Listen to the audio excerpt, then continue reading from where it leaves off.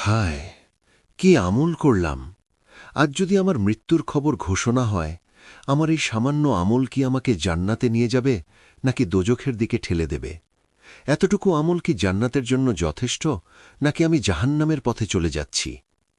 নিজেকে এই প্রশ্নটা কখনো সত্যি করে জিজ্ঞেস করেছ? আজকে আমরা জানব এই প্রশ্নের জবাব কি এবং আমাদের কি করা উচিত। আমরা প্রতিদিন ব্যস্ত থাকি, কাজ, টাকা, স্বপ্ন, সামাজিক জীবন, কিন্তু কখনো কি বসে হিসাব করেছি আজ আমি আল্লাহর জন্য কি করলাম? দিন শেষ হয়ে যায়, রাত চলে আসে, ঘুমিয়ে পড়ি, কিন্তু আমাদের আমলের খাতা থেমে থাকে না। প্রতিটি কথা, প্রতিটি দৃষ্টি, প্রতিটি কাজ, সবকিছু লিখে রাখা হচ্ছে। ওমর রাধি বলেছেন, তোমরা হিসাব নেওয়ার আগেই নিজের হিসাব নাও। তাই আপনি যদি নিজের আমল নিয়ে চিন্তিত হন, এটা প্রমাণ করে যে আপনার হৃদয়ে ঈমান আছে, আপনি গাফেল নন। আল্লাহ কুরআনে বলেন, যে অনুপরিমাণ ভালো কাজ করবে সে তা দেখতে পাবে, আর যে অনুপরিমাণ খারাপ কাজ করবে সে তাও দেখতে পাবে। ভাবো, আমাদের সেই দিনটা কেমন হবে যখন নিজের আমলের বই নিজের হাতে পাব?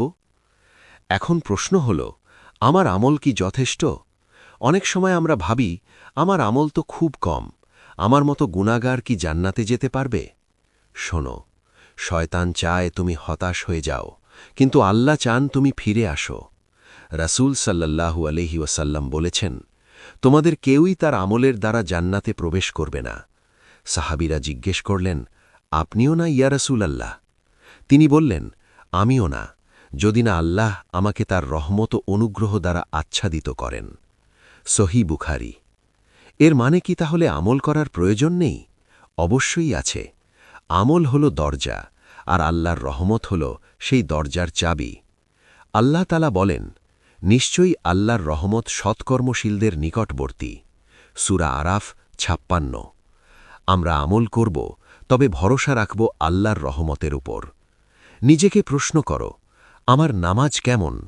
আমি কি কুরআনের সাথে সম্পর্ক রেখেছি? আমি কি গোপনে কোনো ভালো কাজ করেছি শুধুই আল্লাহর জন্য?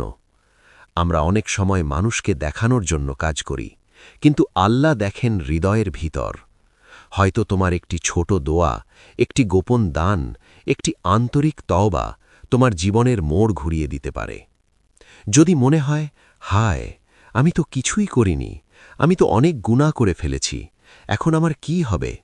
তাহলে শুনুন আল্লাহর এই ঘোষণা।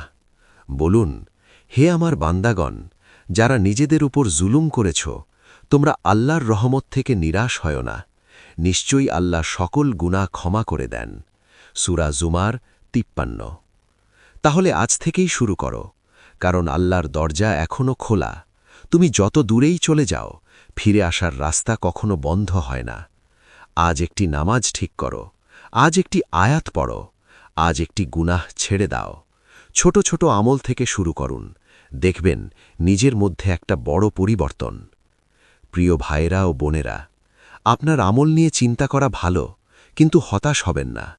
আল্লাহর রহমত অসীম। ছোট ছোট নেক আমল করতে থাকুন, তওবা করুন এবং আশা রাখুন। মনে রাখবেন, আল্লাহ আমাদের নিয়ত দেখেন, আমলের পরিমাণ নয়। হয়তো আমরা জানি না আমাদের কোন আমল আল্লাহর কাছে সবচেয়ে প্রিয়। তাই ছোট আমলকে অবহেলা করো না, আর গুনাহকে ছোট ভেবো না, কারণ শেষ দিনে আমাদের প্রশ্ন হবে শুধু একটি, হায়, কি আমল করলাম! আল্লাহ আমাদের সবাইকে এমন আমল করার তৌফিক দিন যা আমাদের জান্নাতের পথে নিয়ে যাবে। আল্লাহ আমাদের সবাইকে জান্নাতুল ফিরদাউস দান করুন। আমিন। ভিডিওটি ভালো লাগলে লাইক, কমেন্ট ও শেয়ার করুন। সবাই ভালো থাকবেন, সুস্থ থাকবেন।